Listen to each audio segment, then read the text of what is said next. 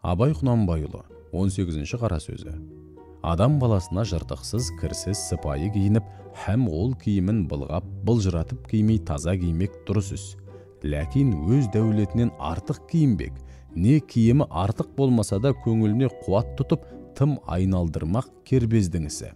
Кербездің екі түрлі қылығы болады.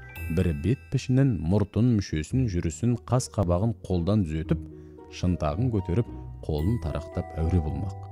Біреуі атын, киімін айран ішерім деп, солардың арқасында сыпайы, жұғымды жігіт атанбаққа, өзінен ілгерілерге елеулі болып, өзі қатарындағының ішін күйдіріп, өзінен кейіншілерге әттең дүние-ай, осылардың атындай ат мініп, киіміндей киім кигеннің не арманы бар екен дейтұғын болмаққа ойланбақ. Мұның бәрі масқаралық, ақмақтық. Мұны адам бір ойламасын, егер бір ойласа, қайта адам болмағы қиын іс. Кербез дегенді осындай кердең немеден безіңдер деген сөзге ұқсатам. Тегінде адам баласы адам баласынан ақыл, ғылым, ар, мінез деген нәрселермен озбақ. Онан басқа нәрсемен оздым ғой демектің бәрі де ақмақтық.